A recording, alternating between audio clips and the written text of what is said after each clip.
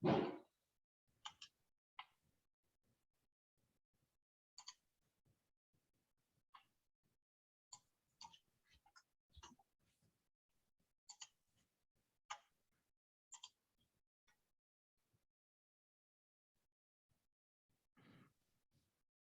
everyone.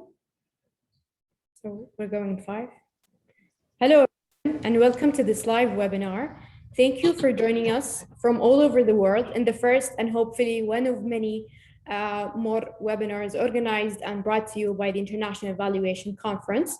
This is Al-Hanouf Al-Aboud. I will be moderating today's webinar as the International Valuation Conference host country representative, and also as a senior strategy and product management specialist at Saudi Authority for Accredited Valuers.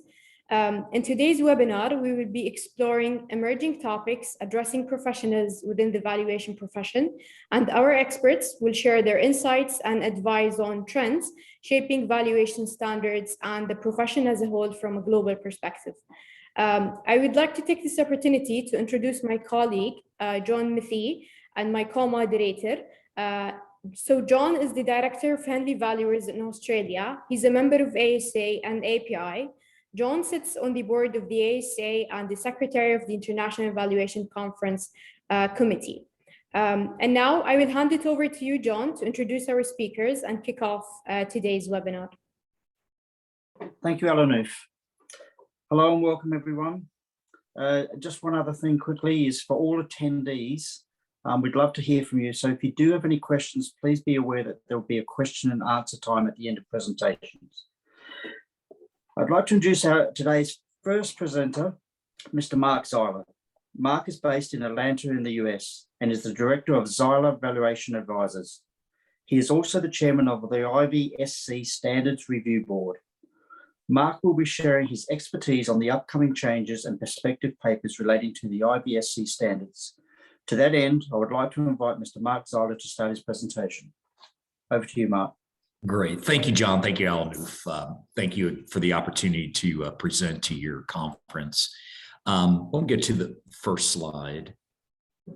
Perhaps I could start with just an overview of IVSC. IVSC is, as many of you are aware, is the only global multidisciplinary valuation standard setter. So we set standards currently for business valuation, tangible assets, and financial instruments, and we do it on a global basis. Our mission, next slide, please. Our mission is to build trust in the valuation profession by building consistent, high quality valuation standards. And by doing so, we hope to enhance the growth and support the profession. We do this in a number of different ways in addition to setting the standards, which we do in a transparent and inclusive manner. We also interact with other standard setters like the International Accounting Standards Board, the Financial Accounting Standards Board here in the United States, the International Audit and Attestation Standards Boards. So provide inputs from the valuation profession's perspective on issues that they may be contemplating in terms of their standard setting process. So again, our mission is to enhance the public trust in valuation, because as we're all well aware, the work that we do as valuation specialists is used in a number of different manners that involves the public interest, and we want to support that and gain credibility, additional credibility for our profession. Next slide, please. The IVSC, as this slide demonstrates, is comprised of a number of different organizations. There are valuation professional organization members like Taqiim, the AICPA, the ASA in the United States, and then other valuation professional organizations worldwide. There are also sponsor organizations like, for example, the Big Four, KPMG, Deloitte, Ernst & Young, and PwC that are sponsor organizations. And then there are also organizations, academic organizations For example, the Bocconi in Milan, the University of Southern California in Los Angeles are academic members of organizations. So it's well represented by valuation professional organizations, by sponsors, international valuation firms, and academic institutions across the globe. Okay, next slide, please. How the IVSC is organized is my board. I chair the Standards Review Board, which oversees and coordinates and harmonizes the valuation standards. We're supported by 3 technical boards: a tangible assets board, business valuation board, and a financial instruments board. The process we go through is, as I mentioned, is transparent and inclusive. We typically issue an agenda consultation once every 3 years, where we seek feedback from our constituents, each of the organizations that we've mentioned, but also other interested parties, in terms of what valuation issues they are seeing in their local marketplace that perhaps needs commentary in some form, either a change in standards or revision of standards or a new standard, or perhaps a perspective paper, some input from the IVSC. So we seek advice from the constituents on as far as what information they would like us to comment on and the best way to comment on that. We take that information, and at the Standards Review Board level, we prepare an agenda for the next 3 years on which topics we see need immediate focus, medium interest focus, and perhaps those that need a long-term focus. And we assign it to one of the 3 technical boards for leadership so that they can use their expertise to develop either a change in standard, a new standard, or a perspective paper, which comes back to the Standards Review Board for their comment and their harmonization. We typically issue that in an exposure draft. So again, we seek commentary back from constituents on our proposed change in the standards, get back sleek feedback from that, and make any necessary revisions to that process. And then we issue that in a final format. So again, we have a process that is inclusive and transparent when we're issuing these multidisciplinary set of international valuation standards. We also have a member in Standards Recognition Board, an advisory forum of valuation professional organizations that we rely on for input. We have a geographic perspective board, our board in Europe, that focuses on European valuation issues. We expect to expand that to other geographies. And we're overall provide independent oversight. We have a well-recognized, experienced board of trustees that are made up of members of international organizations, typically, that oversee our entire process. Next slide, please. So this year, despite the limitations caused by the global pandemic, we've still proceeded virtually and made a number of changes to IVS and issued a number of documents related to international valuation standards. The first thing that we've done is we issued an agenda consultation, which again seeks feedback from constituents as far as what issues that perhaps they're seeing in a local marketplace that needs perspective. We take that and we've used that to develop an agenda of topics that internally we want to focus on over the next 3 years or so. In addition to that, we've issued an agenda technical revisions exposure draft, or additional technical revisions exposure draft. That is to seek feedback from constituents as far as items such as new definitions for automated valuation models, social value, valuation assignment, valuation engagement, to make the appropriate changes to our current definitions of value that are used in IVSC that make it more relevant to the users. We also issued a updated version of IVS. So we changed made some revisions to our standards that were published on July 30th, which are effective January 31st, 2022. That includes, in the changes to IVS, we issued in both a black line and a red line version to aid our constituents to highlight the revisions that we've made to IVS so that they can incorporate into their local standards. But some of the changes we made are we included a set of principles of core evaluation standard setting principles and working with other organizations that we believe all VPOs should follow in developing standards. We've added some new definitions. We added a new section on allocation of value. We revised the scope of businesses and business interests to help delineate valuation issues just solely related to business valuation as opposed to financial instruments. We included a new chapter on valuation of inventories, and then we revised the scope of real estate standards under IVS 400 that includes unregistered land that there's no specific ownership of, and how we can provide valuation assistance for those type of properties. We are also working with our financial instruments board to revise IVS 500 for financial instruments, which is a focus of regulators internationally, that there's a keen interest in setting more standards or higher standards for valuation of financial instruments. So we have a financial instruments board that's currently working on that and revising standards.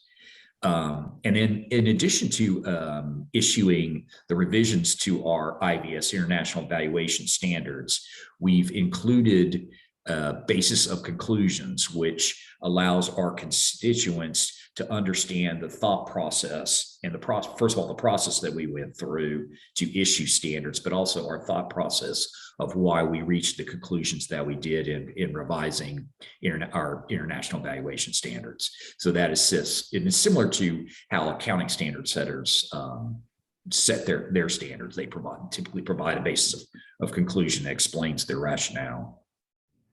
In addition to revising standards, we've issued a number of perspective papers on topics that we currently believe don't rise to the level of perhaps changing or providing additional valuation standards, but we feel that the profession needs some guidance on top, additional guidance as far as certain valuation topics. So some of the perspective papers we've recently issued are defining and estimating social value, meaning value of properties that are more public in nature as opposed to private properties. So things like parks or public related types of properties. We've issued a paper on the definition of market value because that definition has different meanings to different sectors. So we're trying to find one universal definition and harmonize that particular definition and understanding of what market value actually is. A very important and current topic that is beginning to impact the valuation profession is environmental, social, and governance issues, ESG, and how that impacts business value. We've issued a series of papers on ESG and business valuation. A topic in financial instruments and in general is the switch from LIBOR to IBOR. So under IBOR reform, interbank offering rate structures under that reform, how that impacts the valuation of certain financial instruments. So we've issued a perspective papers on our views on that particular topic. We've issued a paper on, as mentioned, ESG value creation, not only related to business valuation, but how ESG may impact valuations in general. Another hot topic that we're seeing from the accounting standard setters is valuation of internally generated intangible assets or currently unrecognized intangible assets that we're seeing that aren't being recorded in financial instruments. The accounting standard setters are focusing on how they can better provide information to users of financial statements about those type of assets. So we're providing some assistance to those accounting standard setters on how we view internally generated intangible assets. And then lastly, we recently issued a paper on ESG and tangible assets. Next slide, please. Some of the future publications, what we expect to accomplish in the next year or so is we expect another exposure draft of IBS 500 related solely to financial instruments and a basis of conclusions for those changes to those particular standards. We're working on perspective papers on a second update on challenges to market value, providing some additional guidance to that particular topic. We're still working on additional topics related to valuation and ESG, one of which is how does ESG affect social value, those public properties that I mentioned that we previously issued a perspective papers. We've also developed a model. In addition to our technical boards, we've established a number of what we refer to as working groups. And working groups are made up of members of the boards on topics that may impact each discipline in different manners. So we want to, rather than just focus singly on a single discipline, we've created these cross-discipline working groups.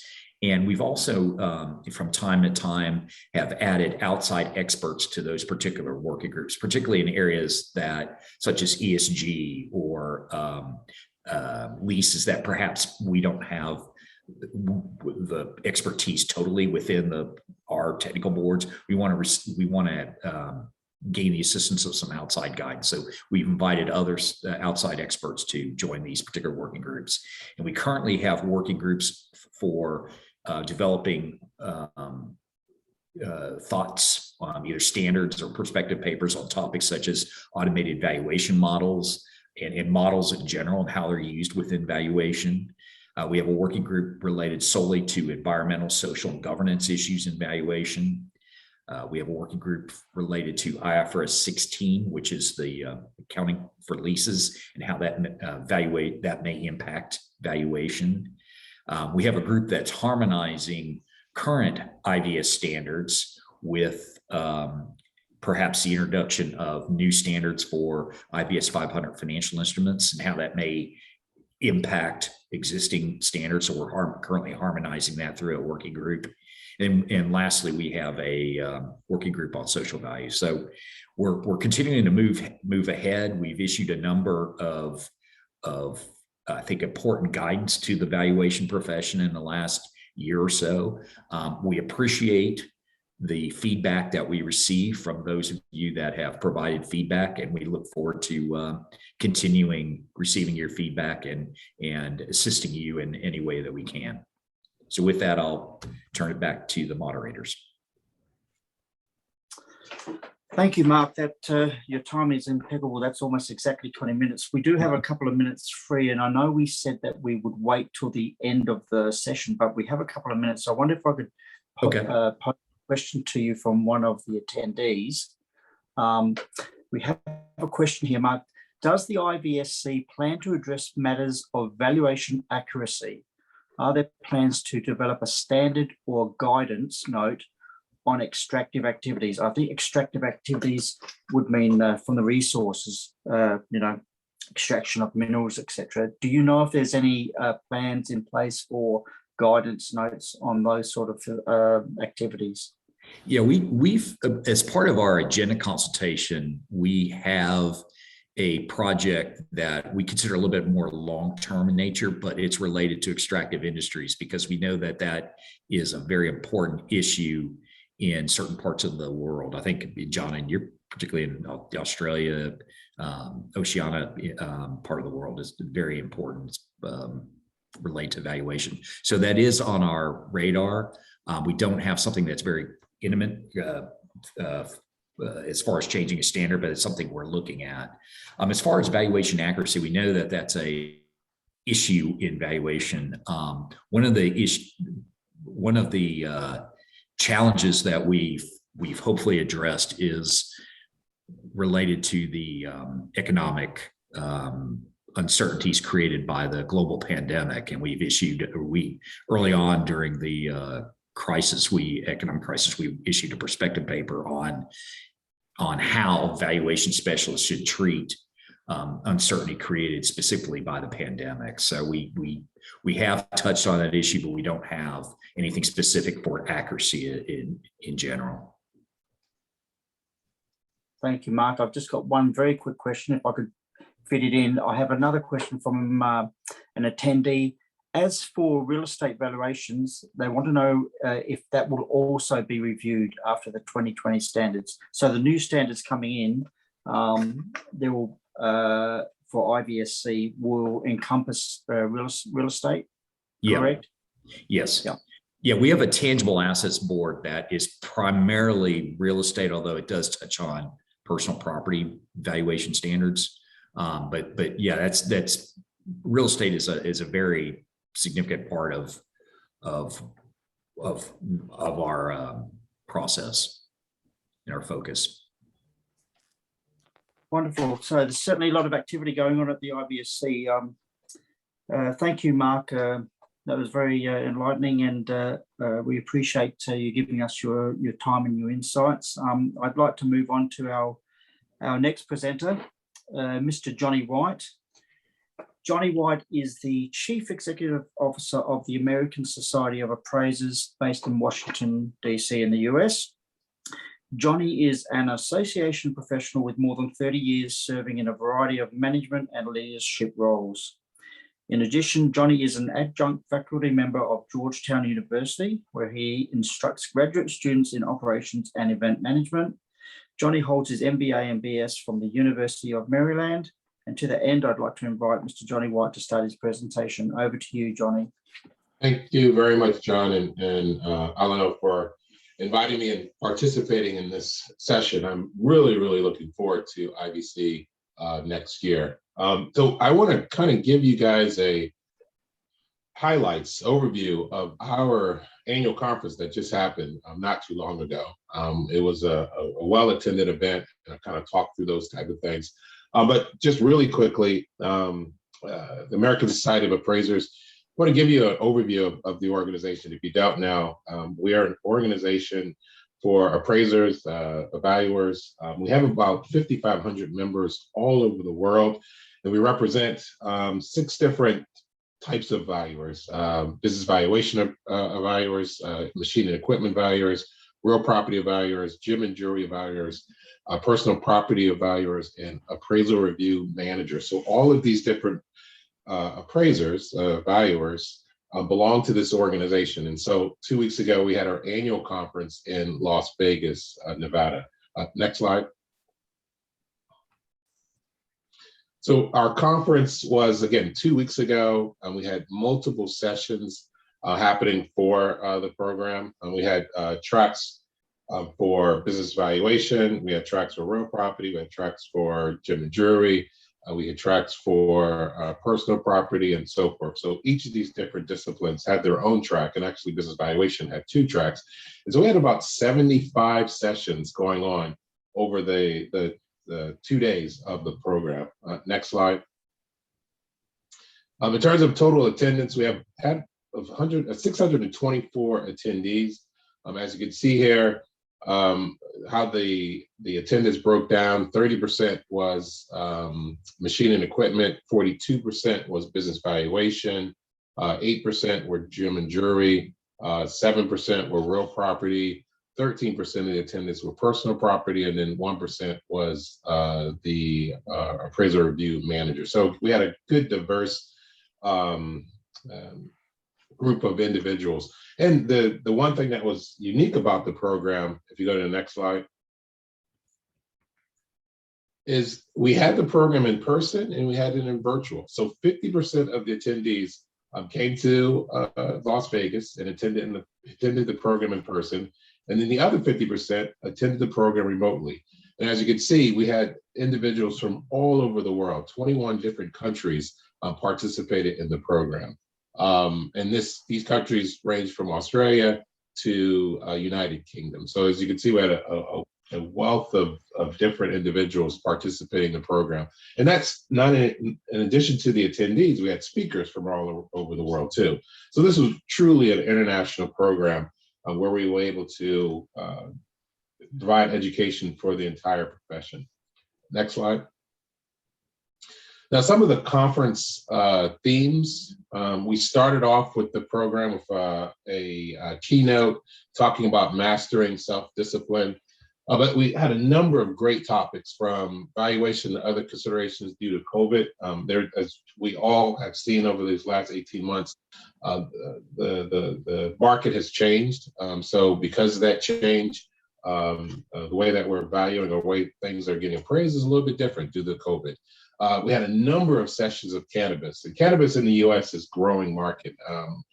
Each year or each month, a different state is approving the use of cannabis from medical or recreational. So there's multiple businesses that are starting to develop, and these businesses need to be valued. So cannabis was a very hot topic this over the 2 days of the program. Expert witness, a lot of programs or sessions on expert witness, litigation, things of that nature. And that was specifically in the RP space and the business valuation space, even in the machine and equipment space, talked about a lot about expert witness. The plastic industry, a number of sessions there, debt valuation, solar systems, energy companies, alternative energy is really what we were seeing there. A lot of conversations around that. The auction market, especially in the personal property space and the gym and jewelry space, valuing art and online auction was a huge topic. The gaming industry, interesting enough, here in the US, especially in Las Vegas, I saw a couple of sessions talking about how well, and again, specifically Las Vegas did this past year. I think in July, their numbers, they had record number of revenue. What they were finding is in the US, when people were coming out of the pandemic, a lot of people really just wanted to travel, and they selected Las Vegas as a location for them to travel. And so they saw record numbers. And the one other thing that was unique there is that they saw a lot of millennials, individuals, younger attendees or travelers coming to Las Vegas. So they think, predicting wise, in the next couple of years, again, this is Las Vegas, but they're seeing this across the globe when it comes down to gaming, that you're having a lot of younger individuals getting involved with that. So the next couple of years, they think the number is going to go, revenue wise, is going to go even higher, because now you have the younger travelers coming, and then those that are over 50 that feel comfortable traveling again are going to start coming, and then that group business, conventions and things of that nature is also going to come. So they're predicting in the gaming industry, hotels and so forth in that sector are going to see some record numbers in the next couple of years. Valuation of inventory was a hot topic. Conservation easements, a lot of that's happening here in the US from a tax standpoint. NFTs, and cryptocurrency. That's something that kind of, I guess, really started to get hot right before the pandemic, but it's continuing to increase in reference to people investing in that area. So you need to understand how to value it. Agricultural equipment, ERP and risk-free rates, and equipment leasing and financing. So these are really a number of hot topics that happened at the program, a lot of conversation around that. Next slide. Now, what I thought I would do is kind of go through one session and just some highlights on this one session. Is Carl Chopra. He's a senior managing director, asset management practice leader at the Ultra Group. He did a session on the 2021 what's hot, what's not in equipment leasing and financing. So I'm going to go through a couple of his slides just to show you kind of what he talked about, but maybe this will help those, especially in the machine equipment, what we're seeing in terms of what's hot right now. Next slide. Now, they did a survey in collaboration, the Ultra Group in collaboration with ELFA, Equipment Leasing Finance Association. They did a survey of a number of individuals. I think they ended up getting about 150 people that filled out the survey. As you can see here, this is the composition of those individuals that what they represent. So you see 32% are in the $100 to $500 million. Bigger number there, 22% was 0 to $50 million. So that 32%, that's saying you got some big hitters here in terms of those that are dealing with a lot of revenue. Next slide. Now, what they were seeing here in terms of future opportunities, this is looking at the leasing volume comparing 21 versus 2022. So what right now we're seeing is 21, and you could see here comparing construction equipment, for example, compared to 2020, it's up about 75. Medical's up by 65. Truck and trailing's up by 59. High tech is up by 58.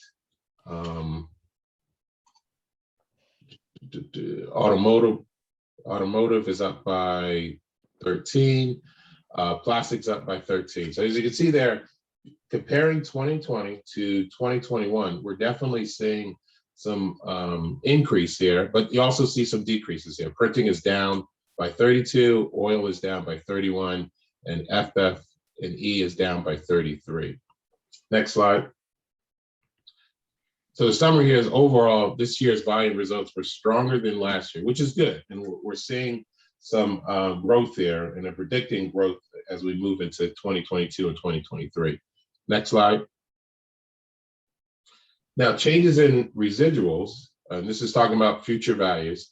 You're seeing construction is up by 30, containers and chassis up by 20, machine tools up by 7, high-tech computers up by 6, truck and trailers up by 3, and then you see some areas are down here. Automobiles down by 8, all the way down to oil, gas, and energy down by 52. And again, as I talked earlier about alternative energy, especially in the U.S., there's a number of things happening from a legislative standpoint, from a political standpoint, pushing, more electrical type equipment and so forth. So it makes sense somewhat as you're seeing oil and gas future-wise being down. Next slide. So the residual value results show that the industry less pessimistic on residual positions this year than last year. Next slide. Now, future leasing business volume. Construction, as you can see, it's way up, 199. And I can tell you last year, this is compared to 131. So you definitely see an increase there. Truck and trailers at 122. Last year, this was -2. So again, huge increase there. Medical is 102. Last year, that was 66. High tech is 96. Last year, that was 36. And as you can see here, there's 9 categories that are minus in terms of numbers down. Compared to last year, there's actually 11 that were down. For example, printing, but even with these negatives, they are seeing some increase. Last year, printing was a -146, and as you can see here, it's a -97. And in oil and gas, again, it's going a different way here. As we see here, this is a -40. The last year, this was a -33. So again, oil and gas is definitely getting a hit here. Aircraft, I'll touch on that a little bit. As you can see, as a -46. Right now, in the aircraft space, they are running out of aircrafts. There's not enough inventory out there for those that want to buy aircrafts. So I think you're going to see a slowdown for the next couple of years for aircrafts until we can start getting some new aircrafts in place. And the problem there is just getting the equipment. There's been a shortage, and we're seeing this across the globe, shortage of getting equipment, transportation equipment to different countries and so forth has slowed down. That's due to higher costs of transportation, lack of labor, especially here in the US. We're seeing a lot of lack of labor here. So that's increasing the cost for getting equipment from A to B. So I think you're starting to see that in some of these different areas. Next slide, please. So this year's results show the industry outlook improving. Banks and leasers are favoring more types with higher scores while not favoring others with much lower scores. So ultimately, next slide. As you look at here, the final overall scores and ranking. So the lower the score, the better. It's like golf, you want low scores. 2, because construction here is 2, so that's basically your winner here. Medical is 5, truck and trailer is 5, high tech is 8. You're going all the way up until the printing, oil and gas, F, and E are 27, and as I said earlier about aircraft, that's at 25. Next slide. So as we see here, construction equipment is the big winner here. It's ranked #1 actually for the last 5 years. So for the largest increase in net residual value preference 30 plus. So this is a powerful 1-2 punch. So if you're going to invest in anything, definitely invest in construction equipment. We've seen, as I stated, and as we saw in this data, it's been 5 years in a row as the winner when it comes down to a lot of these different factors. Next slide. So if you want to see more on, and this is just a really small component of Carl's presentation, if you want to see the entirety of that session, please go to our website. It's www.appraisers.org. We will have all of the sessions that happened at the conference online, on demand, so you can watch Carl's session or any of the other sessions from the highlights that I talked about. So please definitely look at that if you want some additional information, or if you have any questions directly for Carl. Here's his information, his email address, website, where they do have more of that data that I had presented to you. Next slide. And then I invite you next year to our annual conference that will happen in Fort Lauderdale. It's going to be September 11th through the 13th in Fort Lauderdale, Florida. It's going to be a great time of year. Weather's going to be great. So I hope to see a lot of you there, either in person or virtual, because we are going to do this again where it's going to be a hybrid. So you can travel to Florida and be there in person with us, or you can participate remotely. And with that said, thank you. I appreciate the time. If you have any questions, let me know. I'll hand it back over to you, John. Thank you, Johnny. Thank you very much for that update. Perfect timing. We do have a minute or so. I wonder if you could answer a question just from one of the attendees, if I could. What was the overall mood at the ASA conference? Do attendees, did they expect improvements in valuation business and revenues going forward? And part of their final question was there a single most important message from the ASA event? Thank you. I think the mood was exciting.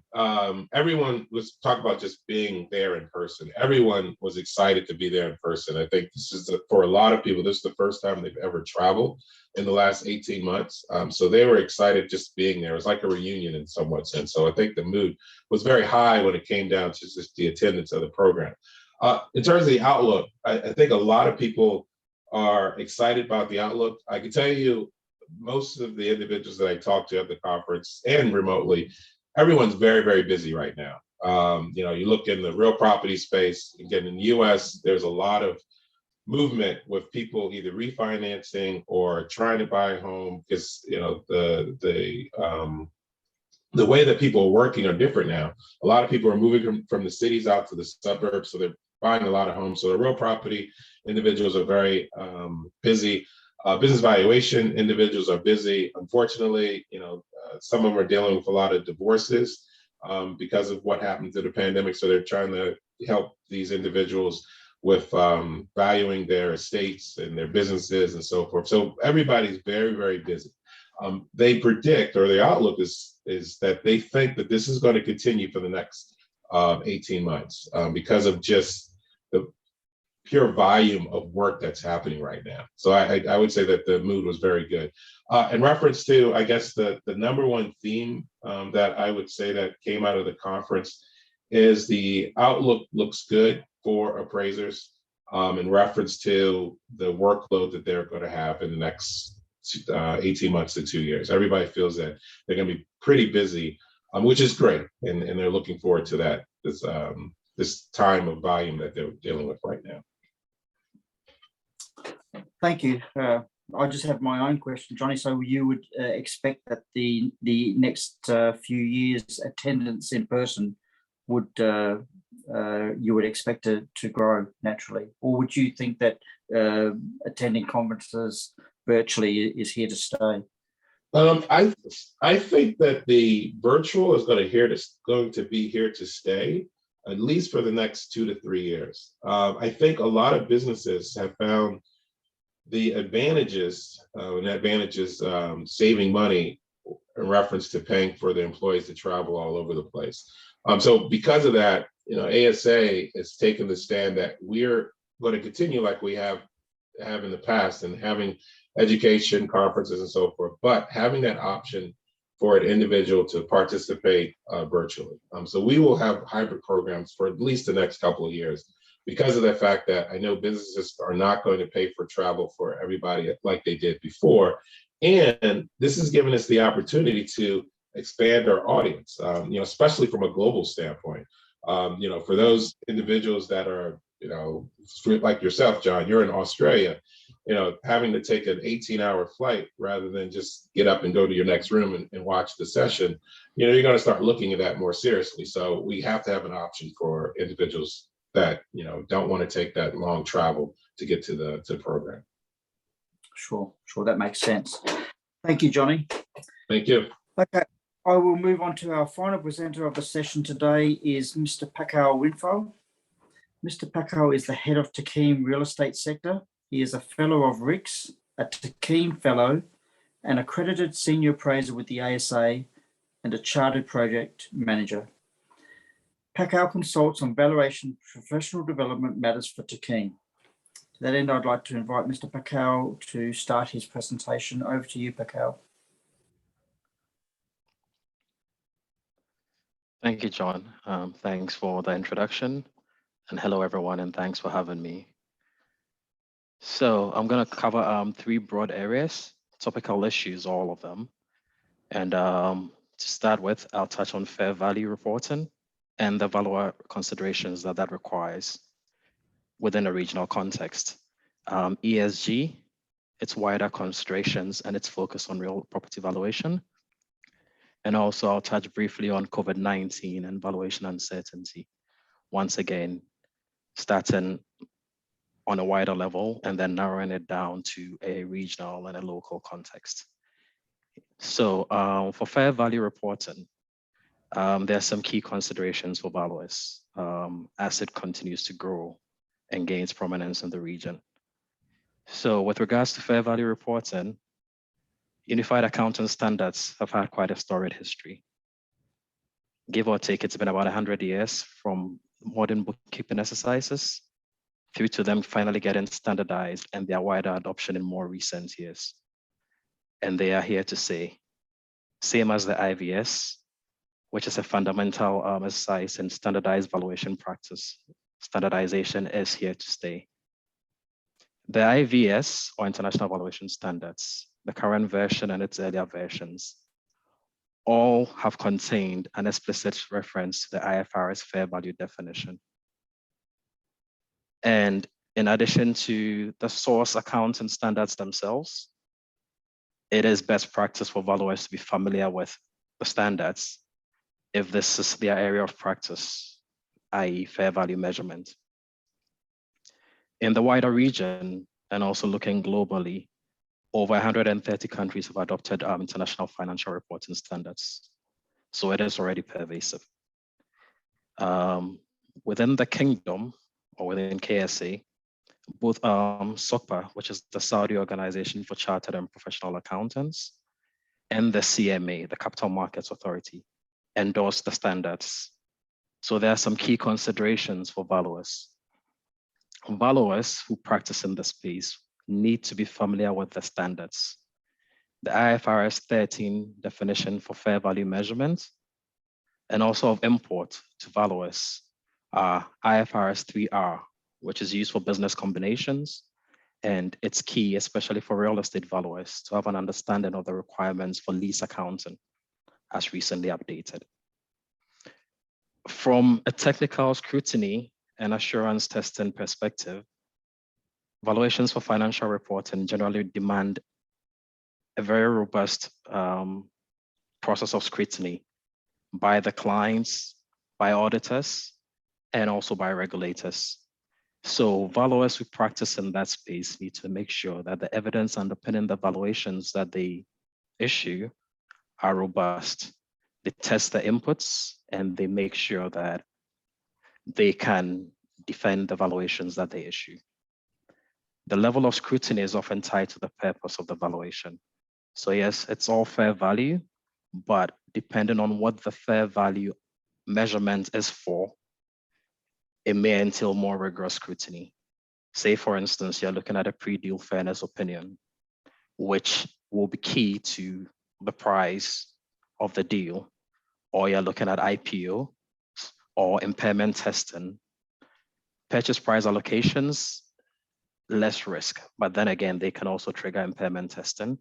So valuers need to be conscious that whatever inputs they put into their evaluation, they can and they usually do have real world consequences, sometimes moving into the billions of dollars.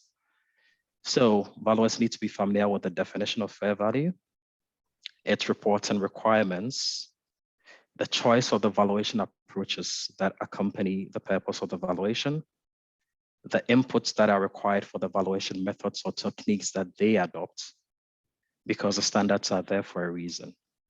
They're basically meant to foster stakeholder trust in the valuation process. So in a nutshell, that covers fair value reporting for the region. When we get to the Q&A, I can delve deeper into answering questions as may arise out of it. Can we move to the next slide, please?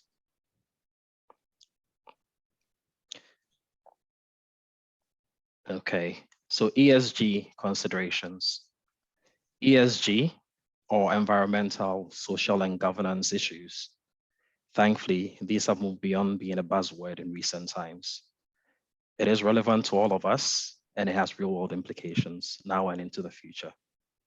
But as opposed to fair value reporting, which I was just talking about, as yet, there are no standardized ESG measurements, which poses challenges for the valuers. Recently, Saudi held the Green Initiative Forum, and then there was the wider Middle East Green Initiative. Both of these were precursors to the just ended UN COP26 summit in the UK. All of these have shown a spotlight on the different components of ESG, the E being the environmental, the S being the social considerations, and the G being the governmental and the governance issues, not just on a macro level, but also on a micro level.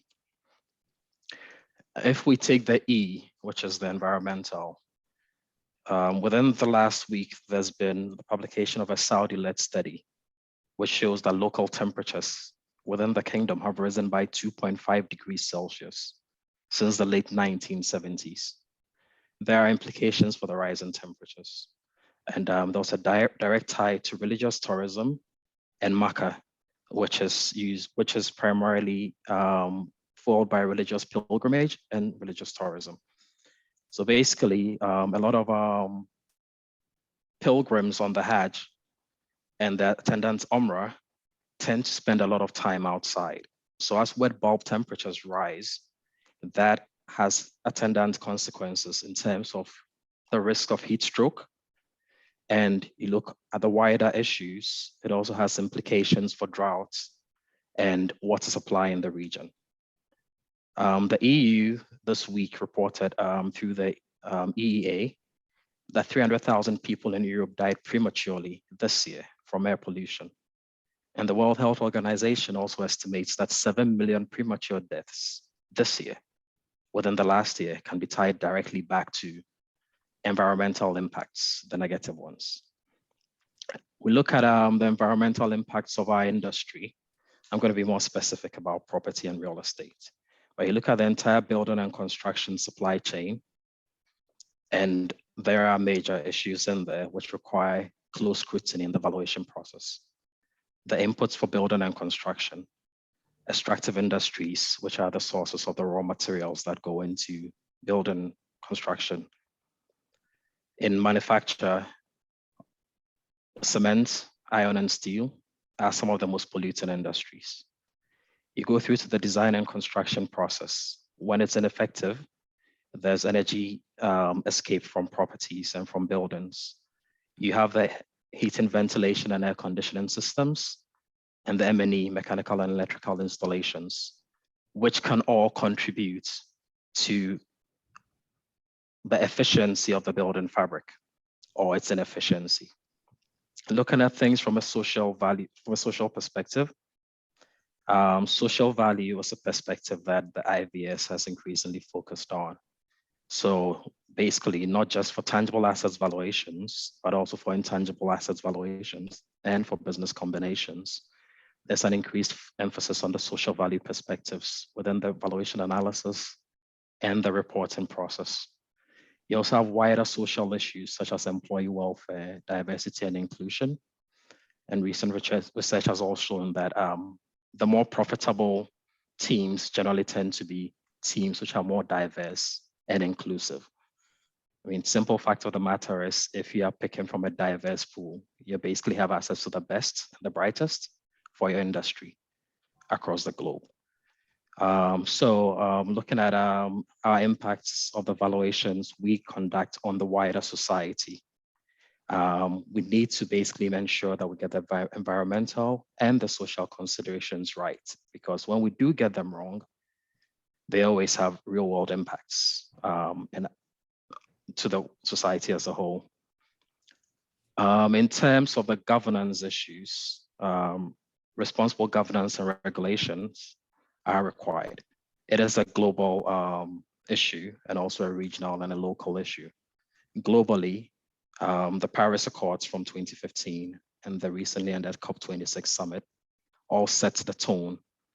Within the GCC and the Kingdom, recently last month, there was the Middle East Green Initiative and the Saudi Green Initiative, together with the proclamations and announcements that came out of it, all fitting within the wider Vision 2030 and the associated vision realization programs. All of these sets the framework on a country specific and on a global level for the regulations that come out of these.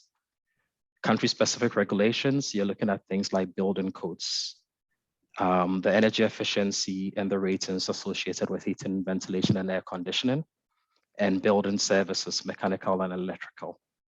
All of these have a direct impact on the value conclusions that valuers draw. For standard setters and for regulators, such as the IVSC, and on a more local level, the ASA and Taqiim, these standard setters and regulators operate within these broader global and country-specific frameworks to set the standards that provide guidance to our members. So it is really important that they're considered thoroughly, because valuers are increasingly required to reflect the E, the S, and the G in their evaluation analysis. When we move on to ESG reporting, as opposed to fair value reporting, which is all standardized right now, there are no unified standards. This increases the risk of inaccurate measurements and hence potentially inaccurate valuations with the associated risk of greenwashing, which is endemic within business currently. However, you do have trailblazing firms and listed companies, which are increasingly opting to or volunteering their own information on the E, the S, and the G, which are valuable data sets for valuers not just for tangible assets valuations, but also for intangible assets valuations.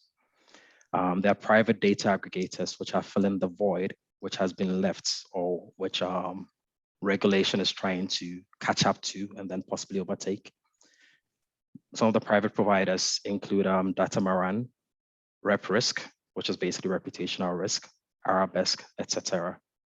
And the more traditional players in the data space, like Bloomberg has an ESG portal, and Reuters has something similar. So there are a raft of resources available to the valuer, but the issue of too much data, especially when it's not standardized, creates challenges for the valuer, because there's no standardized or unified data measurement system for valuers or for the investors who invest in property and other classes of assets. In terms of guidance and some useful tools for the valuer, Mark touched on the recent IVS perspective papers which are being issued. There was one recently on social value. There's an in-progress ESG paper which is being updated. The RICS has issued a consultation draft on sustainability and ESG in commercial property valuation.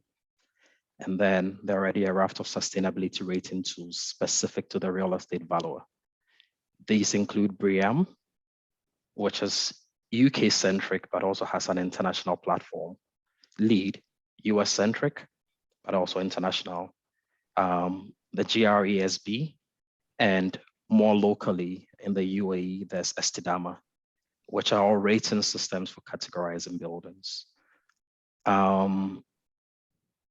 There are different levels of take-up within different parts of the world, but we're moving towards the stage where rapidly ESG will become a critical component of our valuation analysis. It's already here. So valuers need to get conversant with the tools. And as regulators, there is a responsibility for us to basically move towards standardization quicker. The accountancy bodies are doing something in that direction, but they are not there yet. So hopefully over the next few years, and we don't have 100 years like it took for fair value to get standardized or accounting standards to get unified. We have less time, given us there's a target for 2050 and global warming and its implications for all of us. So can we move on to the next slide, please, which is valuation uncertainty and the COVID-19 pandemic. It's already being debated in some circles that there's a direct link between negative environmental impacts and the COVID-19 pandemic, but that is beyond the scope of this discussion, and that's something that can be unpacked in another forum. In terms of recoveries on a global level, there are different paces of recovery, cycles, so to speak. So looking at last month at the UK relative to, say, the rest of the EU, 27 or 26 right now, the UK had really high levels of COVID infections on a daily basis, and the EU had lower levels. This month, the trend has reversed because the UK numbers are going down, EU numbers are coming up. Looking at the Kingdom versus the rest of the wider GCC and the Middle East countries, in the Kingdom currently, we're at 1% of the peak, which are amazing numbers compared to the fact that at the peak we're in excess of 3,000 numbers, 3,000 daily infections. Currently we're in the low 40s over the last couple of weeks. And with just under 70% of the population already fully vaccinated, according to Reuters, does that mean that we're back to business as usual? The answer is yes, and there's also no. So KSA was quick to open up. There is a local recovery, which can be seen in certain asset classes. A lot of the recovery is tied directly to government initiatives and interventions, the local residential market, and the government-backed stimulus towards increase in Saudi home ownership. That has for the property market, residential especially. There were early directives to go back to the office, which were near mandatory for the public sector, and then also for the private sector. So offices filled up much quicker, going back to around May, June, July of last year compared to the rest of the world, especially the Western world. And 3, there have been removal of restrictions on in-person dining and public spaces. These have all helped local markets. So that's been a good thing, but there are still issues. Case in point, hospitality, especially hospitality as it ties to religious tourism, Hajj and Umrah. In the past, going back to 2019, you'd get numbers in the region of 2.5 million people making the Hajj pilgrimage. For 2020, numbers were restricted to 10,000. For 2021, numbers were restricted to 60,000 or 70,000. So there are industries which have traditionally been buoyed by religious tourism. If you're looking objectively at the data in 2020 to 2021, and you tie that to the Hajj figures, hospitality, especially hotels in Makkah and Medina, the traditional religious pilgrimage sites, were decimated. This was down to a combination of issues. Now that things are mostly back to normal in the kingdom, we still have problems with source countries which fuel religious tourism because countries are going through cycles of waves, together with attendant restrictions on travel from those host countries, even though the source country, the kingdom, may be open. So are valuation uncertainty clauses still necessary? Yes, for some industry segments they are. For others, not necessarily so anymore. On the topic of COVID, is it transitory or is it long-term? I mean, that's the million-dollar question. Based on World Health Organization estimates and the assumptions that have been baked into central bank projections, the UK, the US, and the ECB, who knows? It sounds like it's going to be quite a while yet. Johnny just touched on the fact that things are unlikely to normalize, and they're looking at it through a US lens for the next 2 to 3 years. But all the COVID and associated issues of the pandemic also create opportunities and threats for valuers. There's more repeat work because of uncertainty clauses. Clients have tended to come back more frequently for revaluations, which is a good thing because a straw poll talking to local valuers indicates that there's a lot of work in the kingdom right now. But with all this also comes greater scrutiny of the valuation inputs. It's always been the trend coming out of a crisis that properties that were potentially overvalued using assumptions or inputs from 2019 for 2020 and 2021 valuations, where the landscape is significantly different, will result in potential negligence claims. So just as a note of caution to valuers, experience is key because experience in your valuation space matters. If it's not a mandate that you're familiar with, if it's not a type of valuation that you're used to doing or you do not have the experience to do, get in the relevant experts because you're allowed to have inputs into your valuation, be it from building surveyors or quantity surveyors, etc. And especially when you're considering ESG issues on real estate valuations or intangible assets valuations, there's a raft of data sets, but also be careful about how you analyze this because it can be quite problematic and challenging. Thank you. Cal, thank you. Another excellent presentation. Certainly, there is a lot going on in the space of ESG and a lot for real estate valuers to sort of keep on top of. We do have a couple of questions, if I could put to you from attendees. Cal, we have our first question is the ascent of asset prices and global inflation impacting regional valuations. This is a two-part question. Will net zero requirements impact property and PPE values going forward? So I guess that question really goes to asking the increased asset prices and global inflation. Is it? Have you seen that it's impacting regional valuations? Yes and no. Well, then looking at regional valuations, I mean, what I tend to think is best practice and safer for valuers to do is look at the current landscape and using the data sets available, come up with your valuation estimates or your opinion of value as at the date of valuation. In terms of inflationary pressures, I always think it's quite tricky for valuers to forecast inflation too far into the future. So yeah, you can look backwards to model inflationary pressures and then layer them within your valuation. Bearing in mind that if you put in the reasonable assumptions and caveats to your valuation, it is safer to revisit that valuation in 6 months' time or in a year's time with a client rather than making predictions on inflation. We all know the direction in which inflation is headed. For most of the world, it's headed upwards. But valuers need to be careful because what valuers need to do is reflect the existing market data. Valuers do not make the data. So where forecasting is problematic, put in the necessary caveats, be reasonable in your assumptions, and also put in a clause that you have the right to revisit that valuation at a later date if the client so requires. Sure.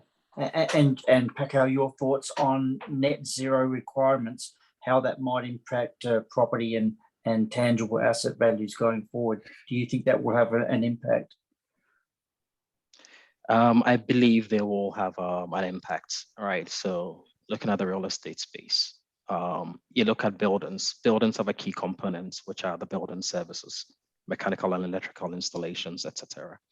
In the UK and in other markets, regulation is already coming into play where certain types of boilers and certain types of building services, if they do not meet certain emission standards, cannot be in buildings. Developers are wary of this, and valuers also need to be wary of this because as standards change and the regulatory framework requires that you change certain building services, a building which may have been viable today in a year's time or in 2 years, because it will not tick a lot of these boxes, especially secondary stock, it will have an impact on its valuation. In the UK, residential energy performance certificates are required. They've been required for over a decade. In the past, valuers were not paying too much mind to this, and investors and property buyers were not paying too much attention to that. But when it has real world implications, when it's going to hit investors or potential buyers in the pocket, valuers need to reflect these. So you're looking at a well-rated building using the BREEAM rating system, and you're looking at an energy deficient building, which is not properly insulated and which has dated mechanical and electrical installations. Right there and then you will see the difference. There should be a clear difference in value.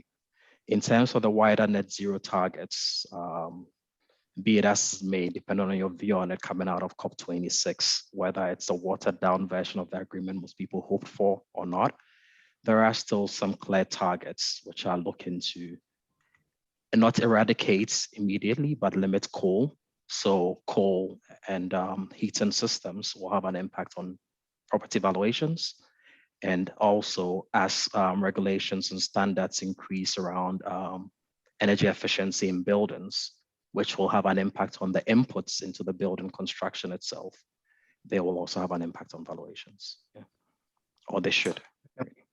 That kind of answers our second attendee's question as well. He or she said that the new Saudi building code requires different energy saving measures, and how would this impact the valuation of properties, especially residential? So I guess what you're saying is that it will have an impact. And it's something that the valuer has to be aware of, particularly in residential, correct? Yes, that is correct. And while we're on that subject, how about for commercial? Is particularly regional building codes, are they affecting commercial properties as much as they are residential in regards to energy saving measures and green initiatives, etc.? They will. The extent to which they're already affecting commercial and other types of properties remains to be seen. Because like I said, a lot of times the codes and the regulations play catch up. All right. So in as much as it's supposed to be full speed ahead towards net zero, different countries, different regions, different industries will go at, well, there'll be different speeds. All right. So once the standards are firmed and baked in, then they will have real world impacts. Up until the point where standards are defined and they're clear and regulation requires the non-use of certain types of components or the use of other types of components, we will not see that reflected in valuations as much as we expect them to get reflected. Bear in mind, a lot of valuations are retrospective. They're backwards looking, working with data that's in the past, as opposed to forward-looking projections. Yeah. Correct. Thank you. Now, I have a few questions I'd like to ask each of the presenters, but I wonder if I'd just like to turn over to Alan, if you, just at this time, do you have any questions that I've missed that you would like to ask any of the presenters, or are you happy for me to ask my questions? No, I think we're good. Please go ahead, John, and ask your questions. Thank you. Mark, I have a question for you. I'm curious to know what your thoughts are. Do you have any advice for new entrants to the profession, or perhaps someone who hasn't had the experience, a lot of experience, in how to acquire the appropriate understanding of valuation standards? There's so many different standards around. I understand we have the IVSC, but we also have USPAP, and each country has their own guidance. Do you have any advice for new entrants on how to get up to speed with the best practice standards in valuation? Yeah, sure, that's an excellent question. The way I like to think about it is IVSC is in some ways not a set of umbrella standards. So our evaluation professional organizations pattern their standards similar to IVS, and there's a lot of overlap between various sets of standards. So the way I would recommend, first of all, understanding sort of that structure, but I would recommend your local valuation professional organization, or the organization you're a member of, get to know their sets of standards first, particularly if you're credentialed in that organization, and then understand the relationship between those set of standards and IVS, particularly if they're a member of IVS, and how they've incorporated IVS into their own set of standards, because different VPOs have incorporated in different manners and in different disciplines. Excellent answer. I have one other question, Mark, just while you were talking, just your opinion of what drives changes in standards. Do you think it comes from the public? Is it from organisations such as the International Accounting Standards Boards, the IFRS, or does it come from the financial sector? Is there any particular sector, in your opinion, that drives these changes that were required in standards? Yeah, so as I mentioned earlier, at IVSC, we try to be inclusive and transparent in our process. So we drive change. For us, primarily the changes are driven through our agenda consultation. So we asked our constituents, and that could be members of VPOs that are members of IVS. It could be regulators in different manners. It could be people that use financial statements or use valuations, of what they would like to see, where they see challenges in either their marketplace or how valuations are being prepared. So we seek that feedback first. We talk about it at the SRB, Standard Review Board level, and incorporate that. If we see significant interest in that, we incorporate it as part of our setting our agenda for the next few years. So it's really from just the constituents, the VPOs, regulators, anyone that is interested in the valuation. We seek input from those. Thank you, Mark. Excellent answer. I now have another question for Pakal. Perhaps this might be best put to Pakal. I've got a question here. What is the future of the evaluation profession in Saudi Arabia? I guess they're looking at getting some sort of answer for you to forecast where the profession's going. Perhaps you can give your insight whether or not you have an opinion on that. In one word, I would say bright. The future is bright. All right. The reason why I'm saying that is there's a lot of work and a lot of potential work for valuers. right?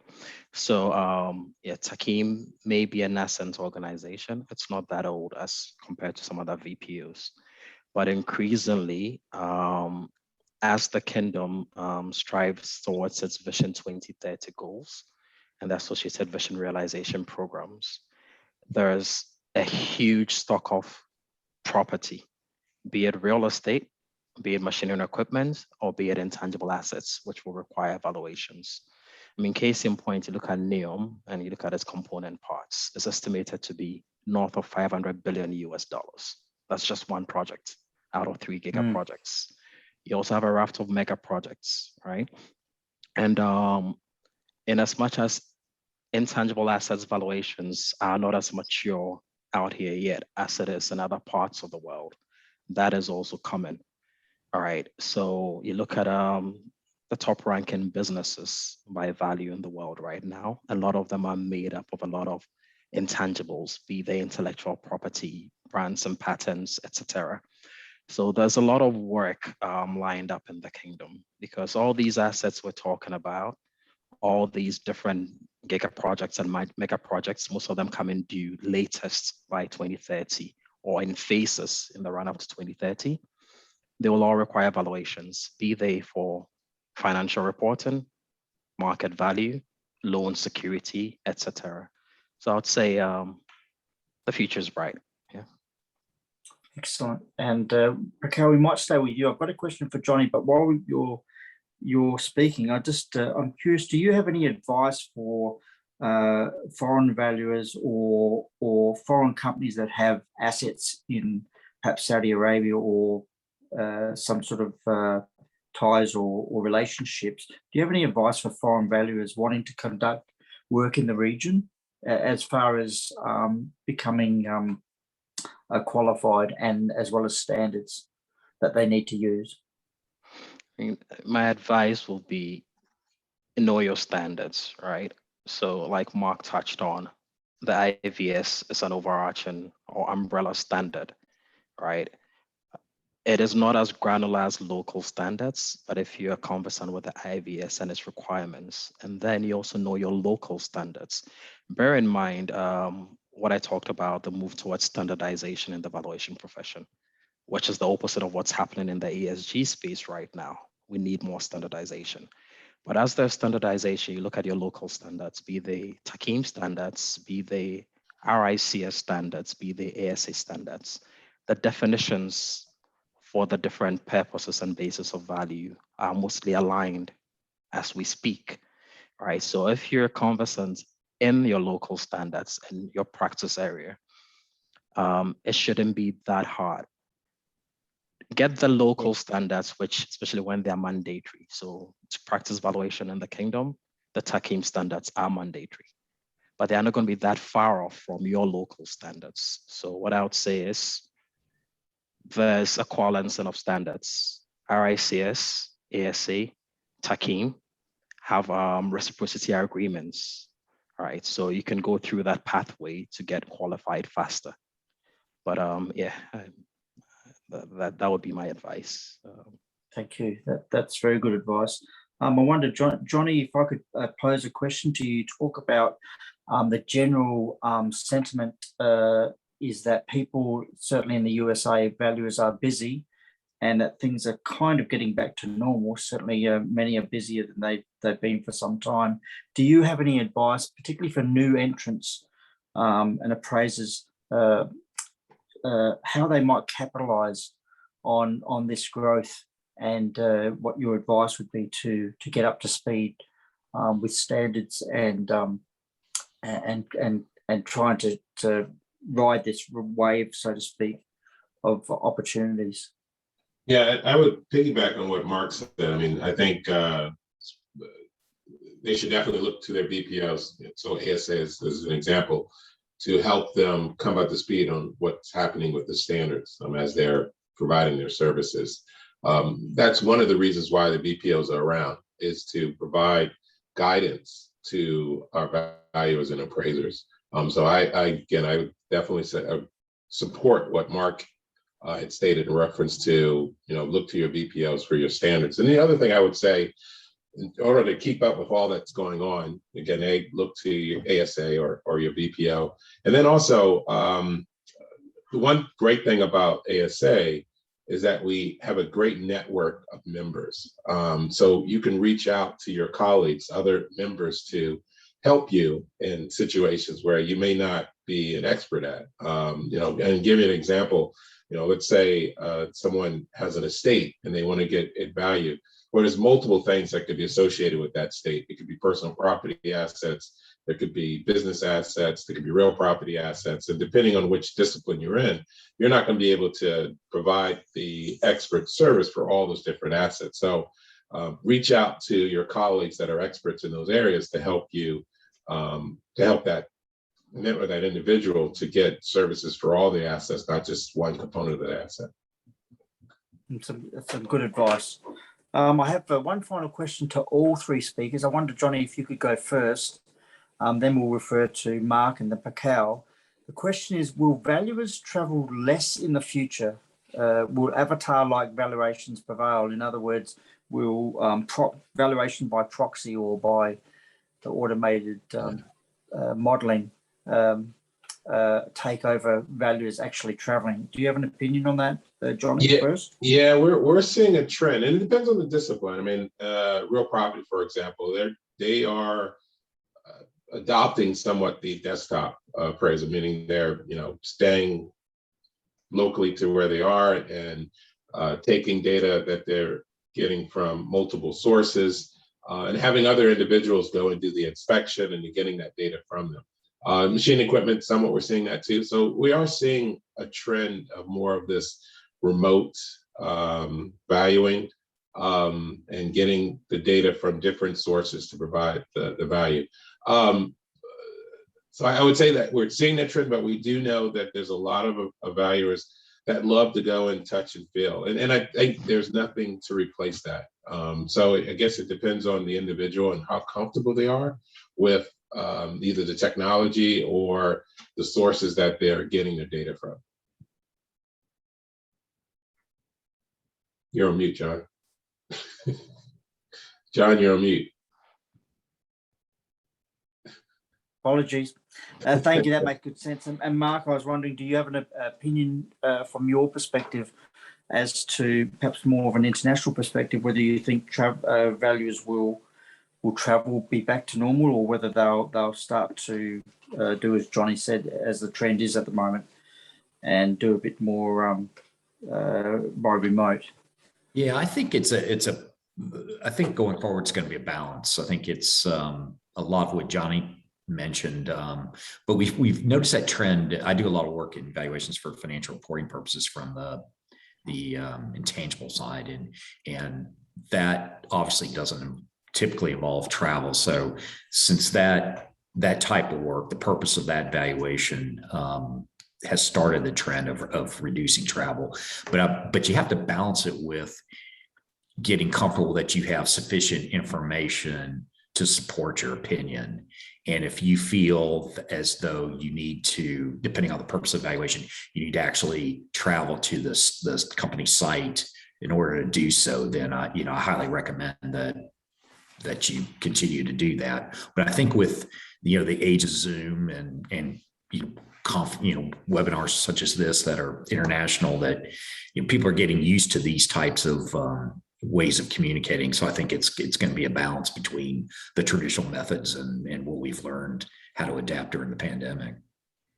Sure. We all have to be agile enough to adapt to change, correct? Yeah, exactly. Yeah. And Pacao, I wonder, from a regional perspective, you're talking about increase in construction and certainly real estate properties and development. I'm just curious to know your thoughts on, real estate appraisers, some can value remotely, but many of them have to go and see the site. Have you got any thoughts on whether valuers will continue to travel as much, or whether that possibly decrease over time, particularly for the region? I think valuers will travel less, but they will need to get more creative in their solutions, right? So Sure. like Mark and Johnny touched on, it depends on the purpose of the valuation, right? If you're looking at intangibles and they're standardized, you really don't need to go touch because you cannot touch anything, right? If you're looking at global machinery and equipment, where the client may have 10 or 20 different locations in different jurisdictions, you can go sample, inspect some of those assets and roll out your analysis across the rest of the locations you could not go inspect, provided you get good data. When it gets to real estate, depending on the purpose of the valuation, once again, inspections may be required. Say you're looking at something, a recent project we're working on, which is for potential disposal of assets around the globe.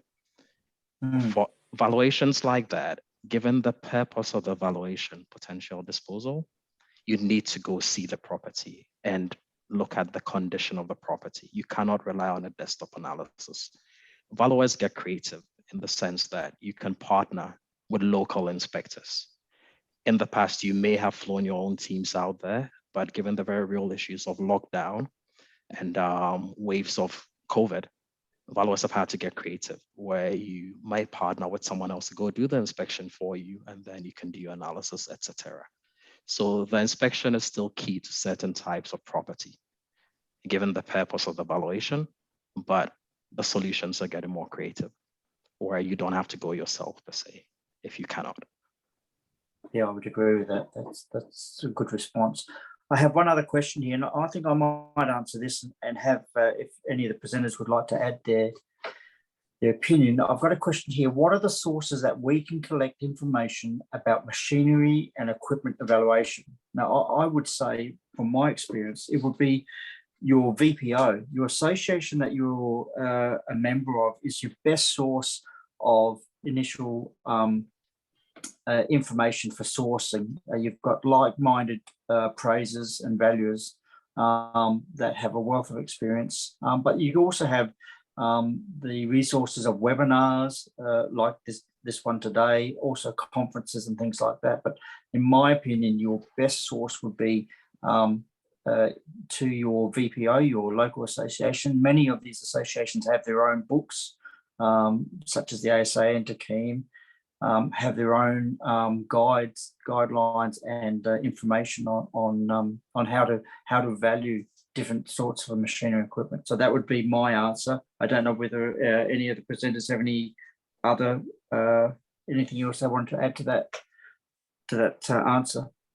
Yeah, that was a perfect answer. I definitely look to your VPO. Yeah. Okay, well, to that end, we don't have any more questions at this stage. So I really want to, before I hand over to Alanuf, I really want to thank our presenters for taking their time and providing their expert opinion and advice. It's been a really interesting webinar. I also want to thank all the attendees from all over the globe. I know it's different times and we're all busy, but I really appreciate everyone's effort in attending. I particularly want to thank Alanuf and her team, and also to our underwriters of our conference that happens next year, which is Taqiyyim. For those that are not aware, Taqiyyim is the Saudi authority for accredited valuers. Another underwriter of ours is the ASA, which stands for the American Society of Appraisers, and ANIVA, which is the National Association of Romanian Authorized Valuers. So I thank everyone for their efforts today. And I'd just like to pass over quickly to Alanuf, who's going to talk about our conference next year. Thank you, everyone. Alanuf, over to you. Thank you, John. Thank you so much for co-moderating this webinar with me. And again, thank you to our speakers, Johnny, Mark, and Paco. We highly appreciate your participation with us. And again, thank you for everyone who joined this webinar, and we hope that you enjoyed the discussions, the presentations by our speakers. So before we conclude, we would like to take this opportunity to officially invite you to the 12th version of the International Valuation Conference that will take place from the 3rd of October until the 5th next year in Saudi Arabia, Riyadh. So the conference will bring together valuation professionals from all across the world and give attendees the chance to participate and connect with experts, with global leaders in the profession, and attend interesting presentations, and also engage in tables and attend, let's say, multidiscipline workshops and training sessions. So don't miss out on this international knowledge exchange opportunity. And please visit the IVC website for more information and updates about the event. So once again, thank you, and hopefully we see you very soon in Riyadh, Saudi Arabia. Thanks, everyone. Thank you, everyone. Thank Have a you. great day. Thank Thank you. you, guys. Thank you.